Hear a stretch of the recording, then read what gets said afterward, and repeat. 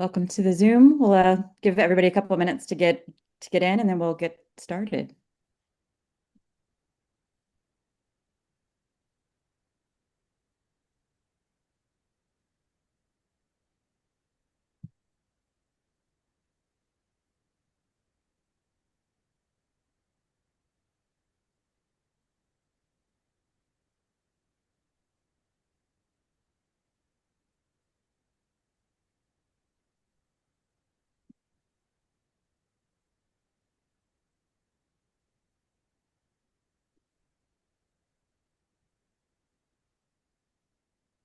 All right, hello. I was doing it like popcorn, like when you wait for the popcorn to start slowing down, and then you know everybody's ready. So the entries are slowing down a little bit. I'll just do a couple of basic introductions so we can get rolling pretty close to on time.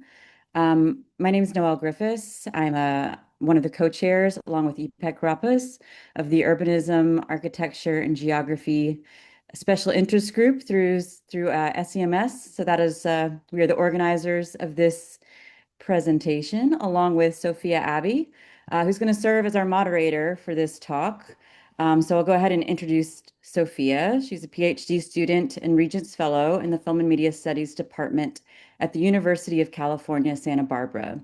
She holds an MA in Media Studies from the University of Texas at Austin and a BA in Cinematography from Emerson College. She researches the development of imaging and display technologies and their relationship to landscape, both geographically and environmentally. So Sophia will be our moderator, and our two guests today are Chris Lukinbeal and Tara Plath. So Chris is going to present first, so I'll do his introduction, and then I'll introduce Tara before she presents. So Chris Lukinbeal is the founding director of Geographic Information Systems Technology programs at the University of Arizona, USA, and professor of the School of Geography, Development, and Environment. He earned his PhD in geography from San Diego State University and University of California, Santa Barbara. Chris is a cultural geography and cartographer with research interests in representation, visualization, media, and cinema. All right, so I'll let you take it away, Chris. Okay, thank you. You see my screen okay? Okay. Yes. So I'm going to talk about mapping film production, and I'm going to draw from my recent book, Cinematic Cartography, on two case studies, one in LA and one in San Diego. So with mapping film production, the place to start is always where you're going to get the data to do your mapping from. And for both of these projects, I am drawing from film permit as well as film production notes from the San Diego Film Commission and Film LA, which acts as the film commission for LA's greater area, if you will. But if you haven't done this work before, I suggest looking at the AFCI. There's film commissions around the world. You can try to get data from them. A lot of data is not made public, and that's one of the hard things to do. So you have to kind of sleuth it out. But a great place to start is to go to the AFCI week in LA, which is April 7th next year. And you can tour the globe without ever leaving the city if you're in LA. I'm actually providing data. So everything that I talk about, you can try to do yourself. And I provided the links in chat, or somebody will do that in a minute. And I'll just kind of go through. So for the film site, this is on my research page under my projects. I have a LA data sets for you to play with. And there's a couple different ones, and I marked them up in yellow on this page. At the top, there's an LA genre, which made that map, which we'll talk about in a minute. The main data set, though, is that Film LA data 2008 through 2012, which was and I'll talk about it in a minute. It's from chunk of data that I got from them. And then below that is a bunch of story maps that I did with students at Johannes Gutenberg University in Germany. We all went out to LA and did a field class in film geography, looking at most prominently filmed buildings and stuff. And Julian's paper there on the Nate Starkman building was an outcome of this as well. That was in the GeoJournal in 2022. And then a little lower on the page, I put all of my data associated with the 500 Days of Summer case study that we'll look at, as well as the movie image clips that I have on a Flickr page, the locations, a little Save the Cat worksheet, and how to actually custom make the pop-ups that I do. And I'll show you a little of that on a fly through using Google Earth. So everything you can go and do your own film production work there. So here's what the Film LA data set looks like. Um, what long time ago I was able to get a chunk of data from them. I have never been able to get data from them since. The data set that I had posted online is about 102,000 or 103,000 records. Includes commercials, stills, student videos, music videos, infomercials, industrial videos, features, documentaries, and TV shows. And some of them, they're always not quite what it seems. So I'll ask you all, what was filmed in 2011, production title called Magnus Rex? Any guesses?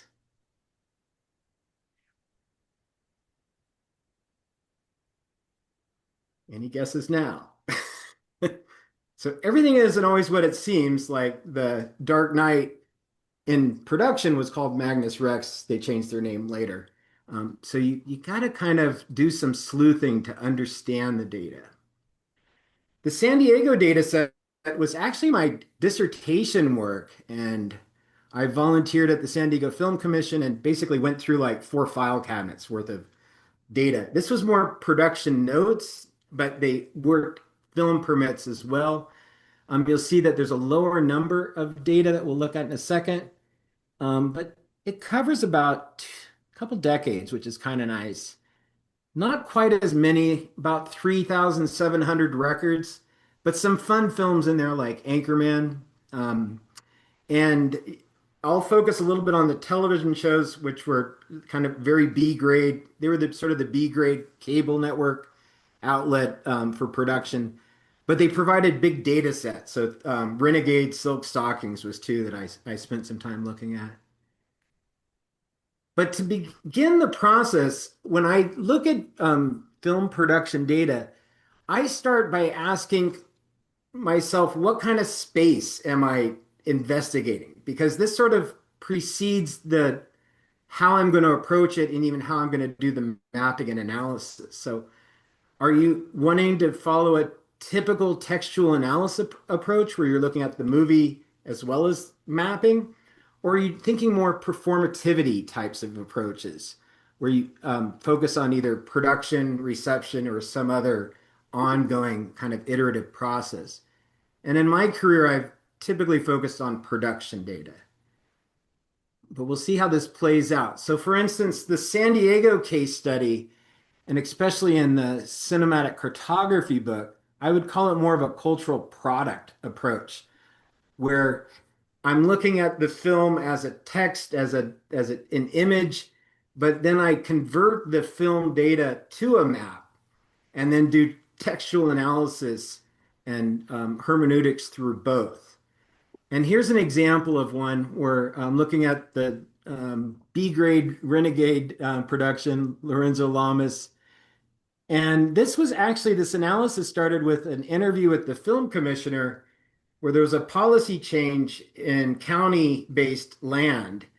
And in the first year of production, they could use county detail, but in the second and third, fourth year moving on, they had to use CHP, the California Highway Patrol, which doubled their security costs. And so they had to completely change their production process. And we can actually literally, and I basically tested that theory in maps. And you see on the little graph below an increased in within the city to kind of avoid that change in policy. But at the same time that I was kind of looking at how the policy played out geographically, there was a production practice that had occurred that I was unaware of, which was that they started renting out a standing set at this Marina Village Conference Center and changed their whole narrative space to conform around that. And you can see it was a very high production value set because it had multiple looks. They could do a lot of things with it. And they had an ongoing lease, so they'd return there. So that by doing this analysis, it kind of led me to more what data and processes that I could look at. The cultural practice approach is more the idea of doing a tour, if you will. And the process or practice going on, it can be where you could look at the process of the film and how the film is progressing through a narrative. Or if you wanted to say, like I did in San Diego more, look at all films and what's the process of the cinematic region or landscape of Los Angeles. In the 500 Days of Summer paper, I kind of flipped it for fun and took you on a tour of LA and the film through the cartographic process of how would I go about mapping it. So literally I was like using the data of mapping and then touring the movie that way. And I'll show you a little bit of that. So what I like to say, if you're interested in doing this kind of work, is with GIS data, you really need to think through the spatial data. And I'll go through a three-step process: cleaning and compiling, categorizing and counting, and then finally giving it a context. But I always say start with a warning. It's kind of the same when you're doing a hermeneutical analysis of a film. You need to know what your data is first, right? You can't come in with a presupposed assumption about what kind of things you can ask. So ask questions that the data can answer. Don't bring pre-derived questions to the data. And my example is the 500 Days of Summer. I wanted to do a project where the diegetic space and the production space were aligned, meaning that the film plays LA, Tom's apartment is downtown LA, Summer's apartment is Koreatown. And so I could do GIS analysis of those locations as if it was in the movie. Okay. So I was looking for something like that.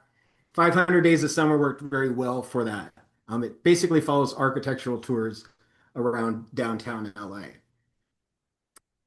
So let's kind of walk through this process really quickly here. Cleaning and compiling data. This is kind of a good way to just to get to know your data. I would consider this the same as watching your movie, that you need to kind of walk through the data, see what it's telling you. Is it actually correct? Does it need any cleaning? And here I put the raw data in for 500 Days of Summer as an example that we'll look at.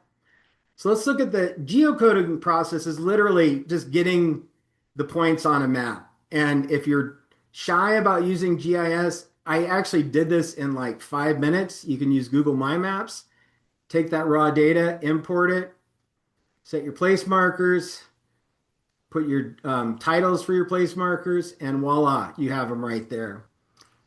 It's really easy to do. You can do it in ArcGIS online as well, but it will require a little bit more cleaning. And I also have a sub web page about Google mapping and web publishing. Go under the My Maps with Data section, and it'll kind of walk you through it. Thinking through the data, next step would be ground truthing. And literally here is what we say exists on the map. Is it really there on the surface of the earth? Like you're just doing a cross check of things.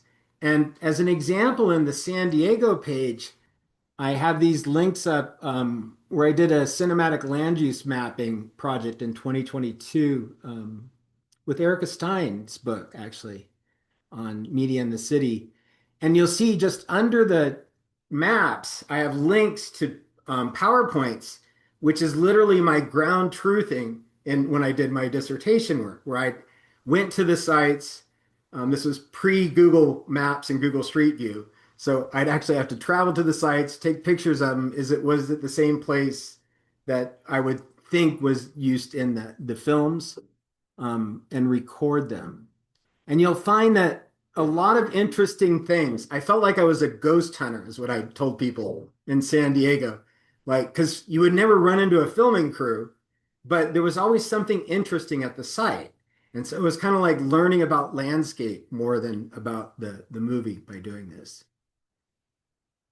Finally, it's thinking in a reverse project or a reverse way is, let's let it run for a second, is what I call indexing. And in 500 Days of Summer, I refer to this as the cartographic process of cinematic ground truthing. So literally putting where does the narrative space occur in the production space and track it through the production. And that's what this three-part GeoViz is that I have on my webpage. I used the Save the Cat narrative formula, converted it into a three-act play, and then tried to figure out locations that worked for the production as you're going through the movie. This is kind of another way of sort of like ground truthing it, just knowing how the production is working with space.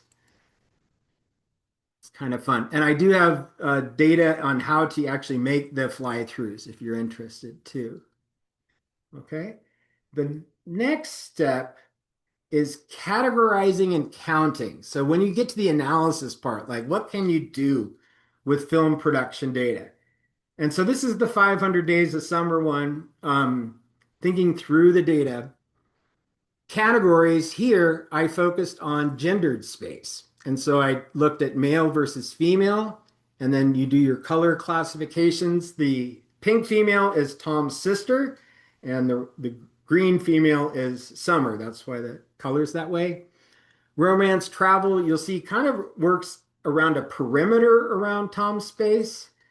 And then down below the counting was to look at like dominance of the characters in space, sort of the production logistics of space is sort of the second columns of frequency.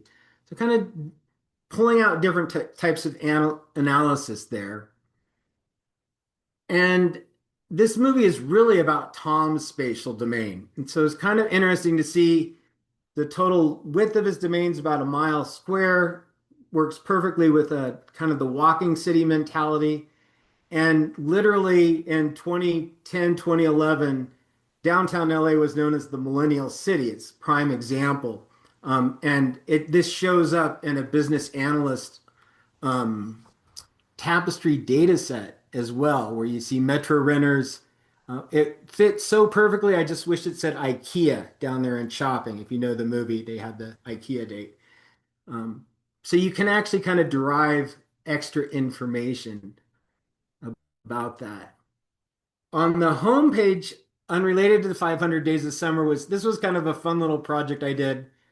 I was interested in looking at genre density, like where is the best horror versus comedies filmed in LA? And I actually have a data set on there you could play with. We went and scraped genre data off of Internet Movie Database and made a new column and to the data sets for all features for the Film LA data.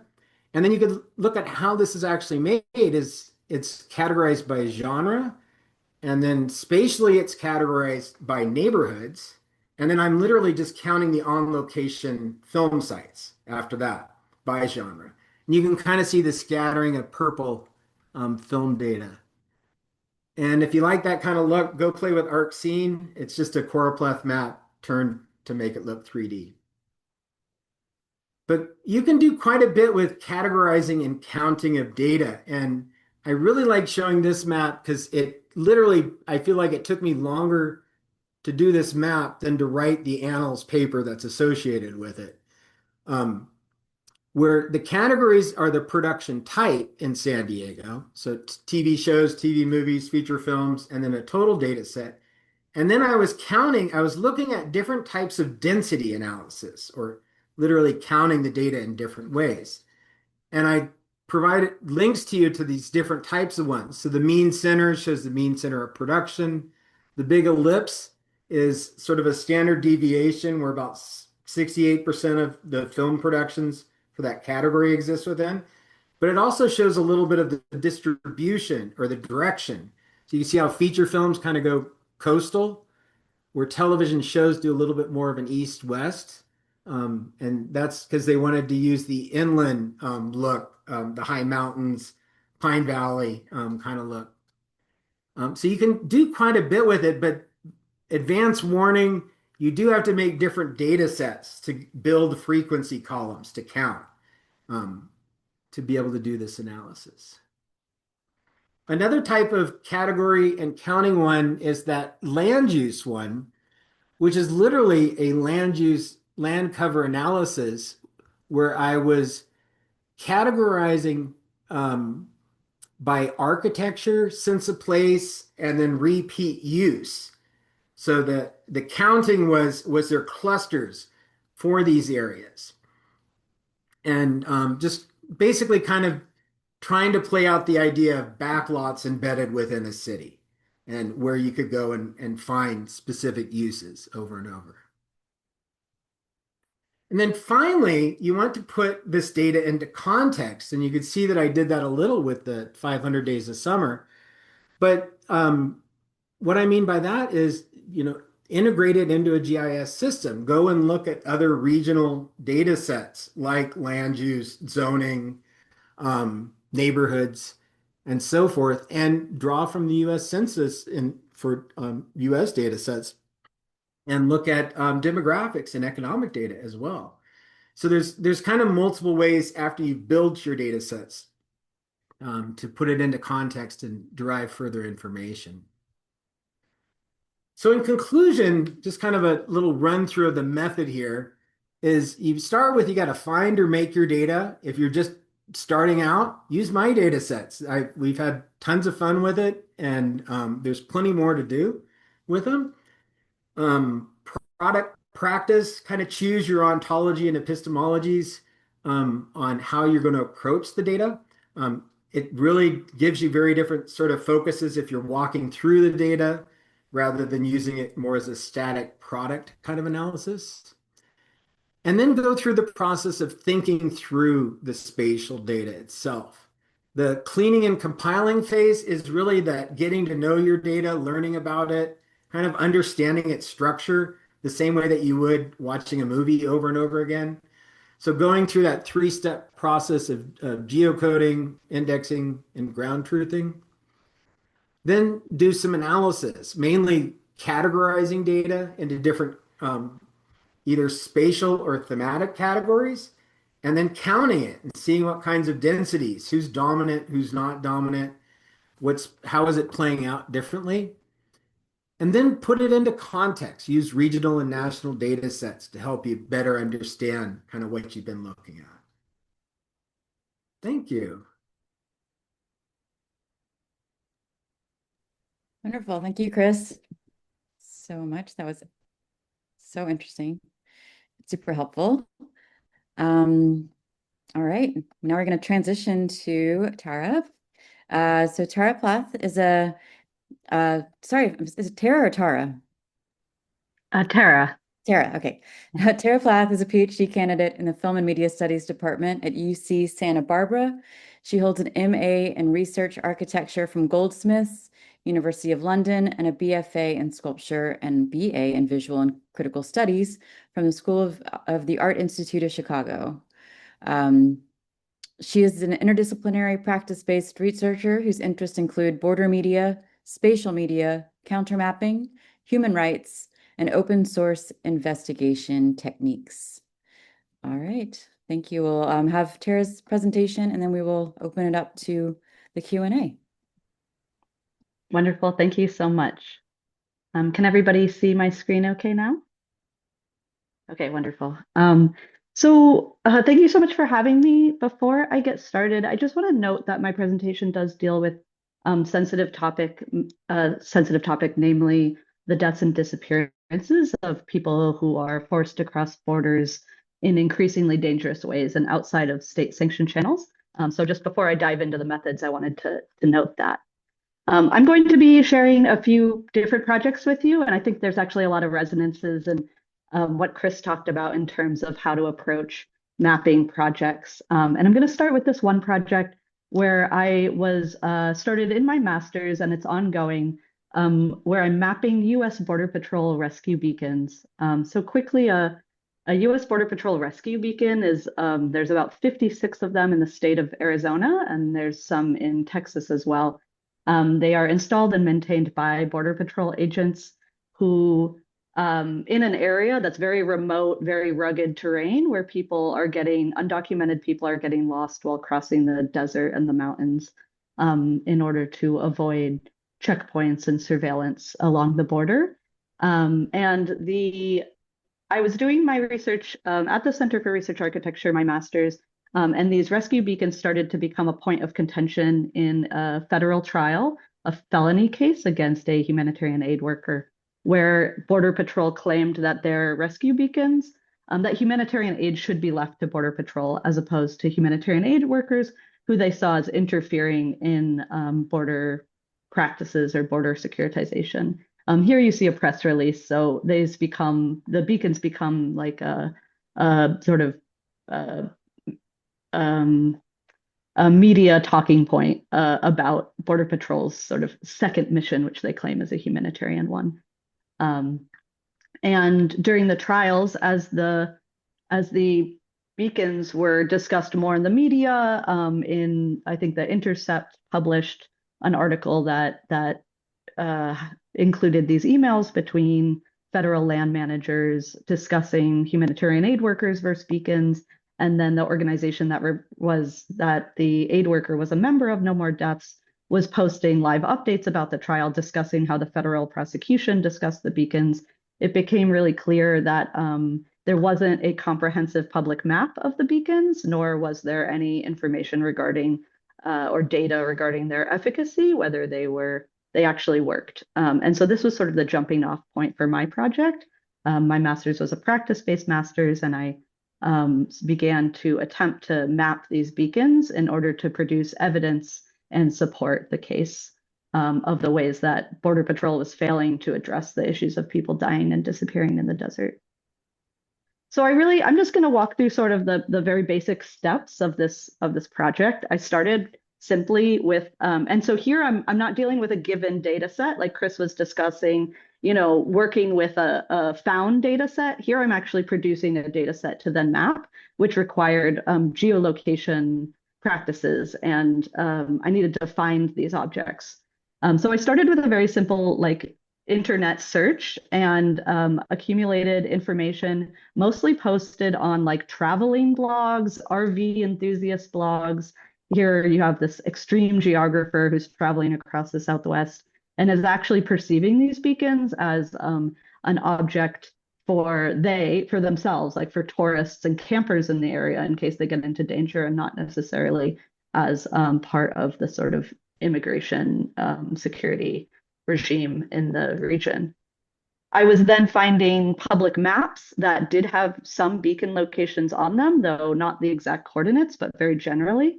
So on the left, we have a map of the Barry M. Goldwater Range, which is a very large Air Force base and bombing range that you can see the US-Mexico border cuts across the bottom left side of that map. And it's hard to see the beacons on the map, but you can see on the legend they're included. There's about a dozen there.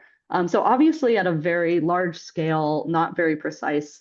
And then on the right-hand side, I found this map, which is published by the organization Humane Borders, who puts up these posters warning people in northern Mexico of the dangers of crossing the border. And they show where people have passed away while trying to cross through the desert. And they also included beacon locations, though again, not exact. And I learned from Humane Borders that Border Patrol had previously shared those beacon locations for this mapping project that they did, but over time decided that it was confidential information and would no longer share the beacon data. So it wasn't necessarily up to date.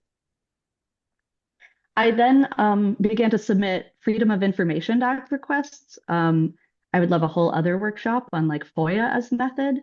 I find submitting FOIAs to be a really interesting process, both in the ways that you have to sort of design your request and in what you get back. It's always kind of a really open question of what you might receive. Here I submitted to Border Patrol, which is infamous for not responding to FOIA requests, and they have enough funding that if you appeal or try to apply pressure for them to respond, they can hire lawyers and fight in court about whether or not they need to actually release that information.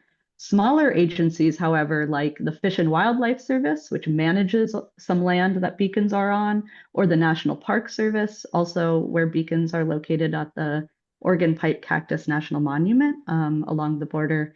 These agencies are smaller and they're more apt to respond, not necessarily quickly, but they don't have the resources to fight a FOIA request.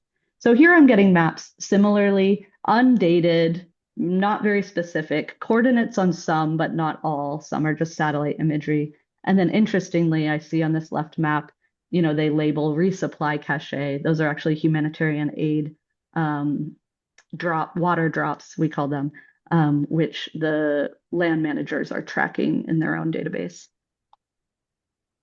I then, because I had started to gather some general locations of where many beacons were, I turned to satellite imagery to try to find them using open source, publicly available, free satellite imagery. So I was using Google Earth primarily, but there are others that you can explore. And sometimes I'll like compare and contrast with what's accessible. Like I use a Gaia mapping app that has different layers and different satellite imagery that's available. And as I began to find the beacons precisely using these more general maps, there started to appear like a vernacular or a visual language that made it easier for me to find these beacons.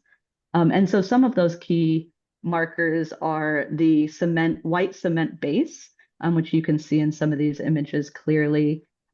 These round shapes on the ground where Border Patrol drags tires behind them to clear and level space to install the beacons. And then also the roads had to be of a certain quality in order to drive trucks out to the beacons to install and maintain them. And this made it easier to look for them in like a very vast area of like seemingly homogeneous desert terrain, but in reality, like a very diverse landscape. I also relied heavily on the tool in Google Earth to see imagery over time, to see changes over time. And so I'll just flip through. This is from 2014 till 2025. Here, there is no beacon. We can see it appear here it's not easy to see, but there's a cluster of pixels that appears kind of in the top middle area of that cleared out space, which becomes much clearer in the next image, which I think was 2017, and then moving onward. And you can see the shadow cast by the beacon kind of moves depending on the angle of the satellite. This was useful because I was trying to verify how long beacons were at any one place towards the goal of contributing to this human rights report that was being published by the organization No More Deaths and La Coalición de Derechos Humanos, who were trying to we were working with Sam Chambers, a geographer who Chris knows and I've worked with, to compare mortality data with the locations of the beacons to understand how effective these beacons were and to prove that people were still getting lost, still passing away within very close proximity to the beacons.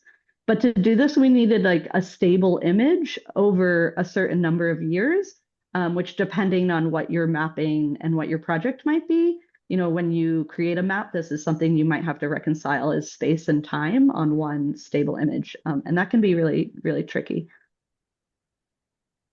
And the project culminated, but is also ongoing. I've found about 46 of the 56 beacons. And I eventually, in 2021, published this online platform called the Arizona Beacon Map that makes the locations of the beacons public. And you can download the data. And I really wanted to share the data. I'm not a geographer. I don't do like the same types of spatial analyses that geographers do. And I wasn't myself interested in working with the data. I was more interested in some of the problems that come up when trying to understand humanitarian aid in the region and how it is practiced by different actors. So yeah, you're welcome to visit that and learn more there. I'll move quickly into some more geolocation work that I do. So I collaborate and work with humanitarian aid organizations and search and rescue groups. So these are volunteer organizations that are traveling into the desert to find people who are missing. And often the information they have gathered in order to inform their search is coming directly from the person who is missing themselves at that moment, or from somebody who was traveling with them who reached safety and had to leave someone behind. And then they send photographs or videos in order to help search groups return. So they've sort of become part of this search community and effort. So the below you're seeing, I've created a landscape image coming from a video that someone shared with us of a landscape of an area where a search would be conducted. And then above, I'll just play this. I am taking videos, I'm creating these landscape images, and then I'm comparing them with landscape renderings that I find using, again, free platforms. This one is PeakVisor, where you can do a similar thing in Google Earth. Though my understanding is that Google Earth is the 3D render is created through imagery and not necessarily through like topographic information. So I use PeakVisor, which tends to feel more precise. And I'm doing this in order to locate where the photo or the video was taken and to send to search groups so that they can coordinate their search. I also wanted to share this work is related to some of the humanitarian aid work I do, where a lot of people are posting on social media as they're crossing the desert. And so on the right-hand side, you have a TikTok video by somebody who is crossing just south of Phoenix. And I think this person did not appear to be someone crossing the desert to reach the US to live, but rather I think this is somebody actually moving goods across the desert. And they seem to be like a professional operation based on their other TikTok videos. But I had recognized the landscape in the video. So I'm just watching this TikTok. I'm like, I've seen this mountain before. And that's my own photo on the top left that I had taken while on a humanitarian aid trip. And then I used PeakVisor to sort of triangulate and figure out the name of the mountain, and then ended up returning to that space to do research and some field work. But I'm just giving you like all these different, sort of throwing at you all these different methods I've used to geolocate in case it might spark something for your own work. And then finally, I want to move into one last project where I was a project manager and lead investigator for an organization called Border Forensics that was looking at the consequences of a 2015 policy passed in Niger by the Nigerian government with funding from EU member states that basically criminalized migration in the area in Agadez, a northeast department of Niger. And so we were trying to produce evidence of like the deadly consequences of these policies, which were deemed a success by the Nigerian government and their EU partners. And here we're cultivating what the directors of Border Forensics, Charles Heller and Lorenzo Pisani, call a disobedient gaze, where we're taking the tools of the state that they use to surveil people on the move, and we're turning them against the state to actually counter-surveil and better understand what their own actions and behavior looks like and the consequences of those policies. One of the things we did was we could see the ways that people, so we had read in journalistic accounts and testimonies that people were being pushed off of the main routes through Agadez and deep into the desert. And that was causing a lot of problems and people were disappearing. And we could actually see those tracks through the desert from satellite imagery, again, mostly on Google Earth or downloading free satellite tiles. And in some cases, purchasing satellite tiles when we didn't have the resolution we needed. So we tracked those routes, those tracks, and then we categorized them, whether they were heavily or lightly traveled. And then we were able to use that data set that we had created to create heat maps that showed changes over time. So this is just one tile from 2017, but we would compare it with earlier tiles from before the policy. So I think we had a 2014 tile that did not have as much activity straying from the main road, where there was an increase in patrols and arrests following the 2015 policy. And then that heat map was put in conversation with an analysis, again done by the geographer Sam Chambers, who I worked again with on this project, where he had developed a way to understand water loss, how people lose water and become dehydrated while walking in desert conditions. And so we could show, how the distance, exactly basically how far from the road people were being pushed, and the result of that on their ability to survive, like their cognitive function and their ability to survive the conditions. And finally, this is my final slide, and then I'll wrap up. I just wanted to share this. So hopefully this isn't like too crazy to look at on all of your ends, but because I'm working in the field of like disappearance, and we're producing our own data in order to map, often it's not clear what exactly we are trying to map. And so we have to do a lot of brainstorming about what we can make visible or make sensible in order to produce a claim. And so on the left, this was for the Sahara Project. I am reading journalistic accounts and anecdotes and listing what people are experiencing when crossing the desert outside of state-sanctioned channels. I am then categorizing what these different experiences, how they might be understood as dangerous. So disorientation, remoteness, vehicle failure. I'm then brainstorming what might be understood as like a proxy data set, like what sort of information, quantifiable or mappable information, can correspond to these categories. So abandoned vehicles was something we could see by satellite imagery. Nobody on my team liked the idea of trying to geolocate all the abandoned vehicles in the area. Irregular tracks was more straightforward, but also like human vitals, which informed the spatial analysis that Sam Chambers did. And then I'm thinking about what data sets might exist that we can either source or create from that proxy data, which might include wells, populated centers, cellular reception zones, which would show sort of when people are getting pushed out of areas where they could even call for help, highways, fuel economy, Landsat information, checkpoints, etc. And so this is just hopefully to like give you some ideas of how you might think about, if you're not dealing with like a discrete data set, but rather with a phenomenon or a social issue, and you're trying to think creatively about how to map or spatialize the issues that you're dealing with. I just wanted to show an example of like a thought process that led us to some of the maps that we created. And I think that's everything I have to share. Hopefully, I forgot to time myself, so hopefully that was about right.